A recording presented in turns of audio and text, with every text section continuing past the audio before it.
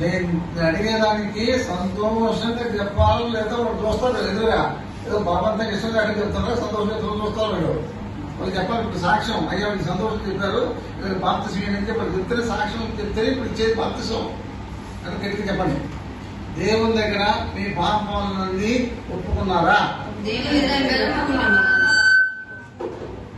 దేవుడు మీ పాపాలన్నీ క్షమించాడా? జీవితం పూర్తిగా మారిపోయిందా? ఇప్పుడు ఏమి ఇంకా దేవునికి వ్యతిరేకమైన అలవాట్లు ఏమి లేవా? తిట్టడం, మారవటం, అబద్ధాలు ఆడటం, చెడ్డ మాటలు మాట్లాడటం, పరిగమాలు మాట్లాడటం ఇవన్నీ విడిచిపెట్టారా? అన్ని విడిచిపెట్టారు. సరే, పూర్తి సమాధానమేనా? హృదయంలో నెమ్మది ఉందా? దేవుని గురించి ఎవరికైనా చెప్పారా? సాక్ష్యం బాప్తిసం గురించి నాకు చెప్పారా ఇంట్లో? సరే, ఇప్పుడు బాప్తిసం తీసుకున్న తర్వాత సైతాను రకరకాలు శోధిస్తాడు, రకరకాల శ్రమలు ఇబ్బందులు తీసుకొస్తాడు, మన ఇంట్లో వాళ్ళే మనకు శత్రువులు అవుతారు. మరి అలాంటప్పుడు దేవుని కొరకు నిలబడతారా? నిలబడరా?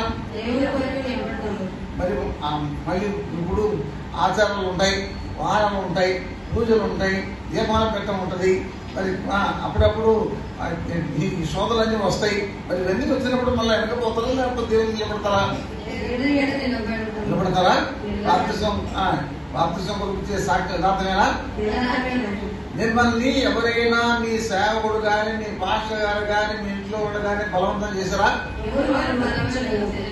ఎట్లా తీసుకున్నారు బాప్తిసం? ఇష్టపూర్వకం తీసుకుంటాను, ఎవరు బలవంతం లేదు. సరే అమ్మ, ఇప్పుడు చూడండి, ఇందాక అటు మిమ్మల్ని కాదు అడుగుతున్నాను, వీళ్ళు చెప్పిన సాక్ష్యం సంతోషంగా చెప్పారా? బలవంతం చెప్పారా? సంతోషం చెప్పారా? వాళ్ళకి బాప్తిసం ఇచ్చా? సరే, ఇద్దరు మీరు ఇచ్చిన సాక్ష్యాన్ని బట్టి బాప్తిసం ఇవ్వడానికి సిద్ధంగా కూర్చోండి. ఇప్పుడు ప్రార్థన చేస్తాం.